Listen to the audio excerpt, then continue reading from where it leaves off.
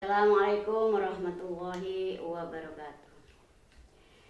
Pada anak-anakku sekalian yang saya cintai dan saya hormati, semoga Allah tetap jaya dan diridhoi oleh Allah Subhanahu wa taala sampai akhir masa. Assalamualaikum warahmatullahi wabarakatuh. Allahumma barik lana fi Rajab wa Sya'ban wa ballighna Ramadan waghfir lana dzunubana wa yassir umurana umur dunya wal akhirah. Rajab syahrullah wa Sya'ban syahri wa Ramadan syahru ummati. Adapun tema sekarang yaitu tentang keistimewaan bulan Rajab, Sya'ban, Ramadan serta bulan Muharram. Adapun dari 1 tahun itu Allah memuliakan 4 bulan. Pertama yaitu bulan Rajab, yang kedua Sya'ban, yang ketiga Ramadan, yang keempat itu bulan Muharram. Di antara keistimewaan dari 4 bulan ini, yaitu yang pertama Rajabus Syahrullah. Jadi bulan Rajab itu adalah bulannya Allah, yang mana di bulan Rajab itu ada peristiwa yang sangat besar. Yang pertama yaitu Isra dan Mi'rajnya Nabi Muhammad SAW itu naik ke langit dari Sidratul Muntaha. Beliau ini dari Palestina naik ke Sidratul Muntaha. Ini disertai oleh malaikat Jibril, yang mana malaikat Jibril itu berupa buraq. Buraq itu dalam artian kata yaitu sebuah makhluk yang mana tidak ada duanya di muka bumi ini. Di bulan Rajab itu Nabi Muhammad ini diperintah oleh Allah yaitu mengerjakan sholat 5 waktu. Perintah sholat itu bertepatan bulan Rajab. Kata-kata bulan Rajab yaitu Ra, Jim, dan Ba, yaitu Rajabah, Syahrullah. Jadi bulan Rajab itu harinya Allah. Dan barang siapa yang memuliakan bulan Rajab, maka Allah juga akan memuliakan besok setelah manusia itu kembali kepada Allah. Di bulan Rajab itu juga itu ada peristiwa juga yang sangat besar, yaitu meninggalnya Sayyidatina Siti Aminah itu tepat pada bulan Rajab. Dan pada bulan Rajab itu juga yaitu menikahnya Sayyidatina Siti Fatimah dengan Sayyidina Ali bin Abi Thalib radhiyallahu anhu. Dan di bulan Rajab itu juga itu Rasulullah bisa menaklukkan kota Mekah dan memasuki kota Mekah pada bulan Rajab. Adapun bulan Sya'ban Kenapa kok bulan Sya'ban itu dikatakan syahri? Yaitu Rajabu syahrullah wa Sya'banu syahri. Nah, di bulan Sya'ban itu Rasulullah itu sangat menyenangi bulan Sya'ban. Karena di bulan Sya'ban itu Allah memerintahkan kepada Nabi beserta umatnya itu disuruh membaca Yasin 3 kali. Sebelum membaca Yasin itu disunahkan sholat sunnah nisfu Sya'ban. Yaitu usolli sunatan nisfu Sya'ban rakaataini kalau makmumanillahi ta'ala. Kalau imam yaitu usolli sunatan nisfu Sya'ban rakaatain imamanillahi ta'ala.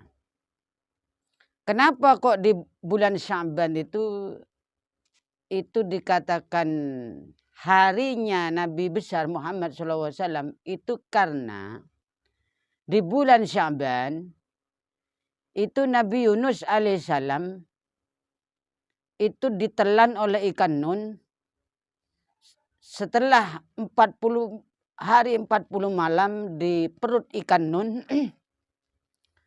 Ikan nun itu seperti ikan paus, juga seperti ikan hiu, namun ikan nun itu identik dengan ikan yang sangat besar. Nah, di dalam perut ikan nun itu Allah memerintahkan kepada malaikat Jibril itu memerintahkan kepada Nabi Yunus untuk membaca la ilaha illa anta subhanaka inni kuntu minadz dzalimin. Itu supaya apa? Supaya kita itu dijauhkan oleh orang-orang yang selalu berbuat zalim. Karena adanya Nabi Yunus itu ditelan oleh ikan nun, itu asal mulanya Nabi Yunus itu tidak dihiraukan oleh umatnya, lalu beliau itu ngambek. Hanya berjalanlah beliau ke sebuah dermaga, lalu naiklah ke kapal atau perahu yang sangat besar. Setelah sampai di tengah lautan, kapal itu oleng. Nah, olengnya kapal itu nahkodanya itu mengatakan biasanya kapal ini kalau berlayar itu tidak pernah oleng hentam oleh badai atau ombak. Namun sekarang ini kenapa kok kapal ini selalu dihantam oleh badai dan ombak? Pastilah ada orang yang naik perahu ini dalam keadaan ngambek. Nah, setelah itu diundilah. Nah, sampai 3 kali diundi itu namanya itu tertera hanya Nabi Yunus ya, Nabi Yunus saja yang keluar itu dari undian itu, dari lot itu. Akhirnya terpaksalah nahkoda itu melemparkan Nabi Yunus ke tengah lautan. Lalulah ditelanlah Nabi Yunus oleh ikan nun. Nah, di dalam perut ikan nun itu Nabi Yunus memperbanyak la ilaha illa anta subhanaka inni kuntu minadz dzalimin. Nah, disitulah Allah memerintahkan malaikat Jibril untuk memberikan makanan, yang mana makanan itu lewat dari air liurnya ikan nun. Jadi 40 hari 40 malam beliau ada dalam perut ikan nun. Jadi beliau itu tidak pernah lapar dan haus, dikarenakan adanya makanan yang memang jelmaan dari malaikat Jibril. Setelah selesai 40 hari 40 malam, barulah ikan nun itu sampai di pantai lalu memuntahkan isi perutnya dikarenakan terlalu banyak makanan-makanan yang ditelan oleh ikan nun, termasuk Nabi Yunus terlempar juga. Nah, setelah terlempar di pantai, Nabi Yunus itu merangkak, lalu disitulah dia itu memegang pohon korma, namun pohon korma itu tidak ada buahnya. Namun Allah memerintahkan lagi kepada malaikat Jibril untuk menyuruh Nabi Yunus itu menggoyang-goyangkan pohon korma, lalulah ada keajaiban yang asal mulanya pohon korma itu tidak ada buahnya, lalu setelah digoyang-goyangkan oleh Nabi Yunus ada buahnya, lalu memakanlah Nabi Yunus.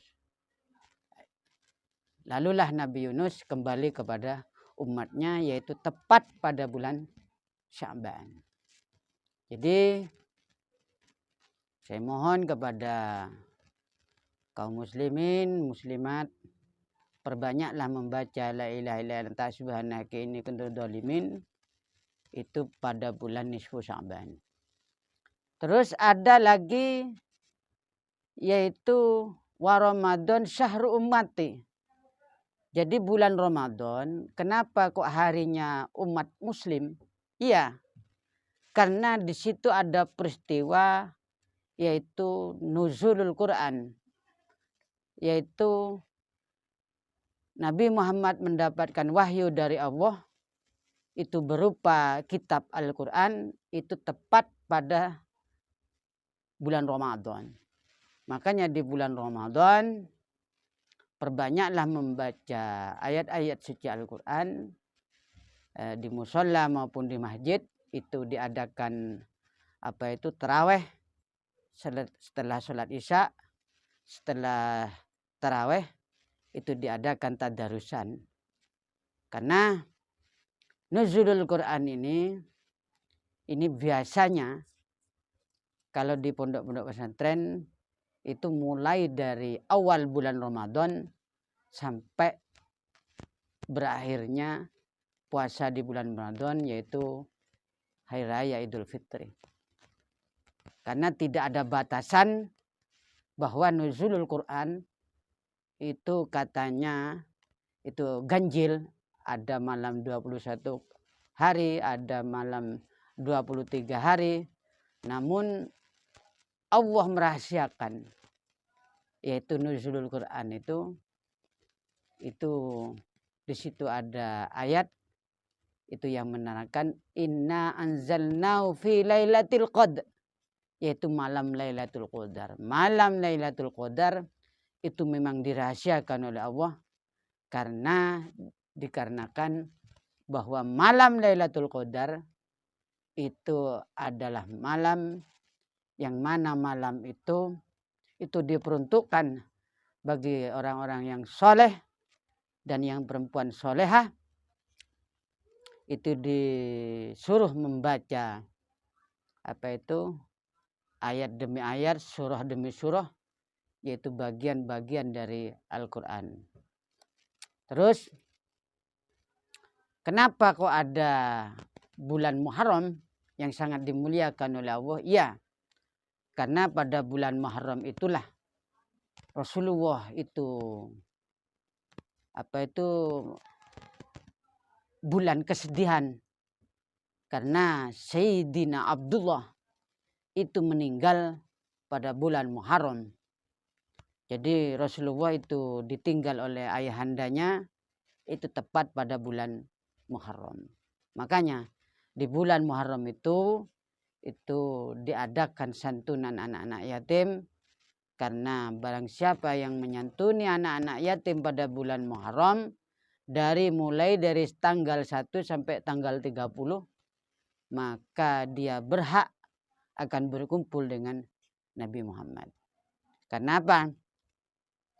Di bulan Muharram itu juga ini Raden Patah itu mencapai keemasannya, mencapai puncak kejayaannya, menguasai kerajaan Majapahit, yaitu yang mana kerajaan Majapahit itu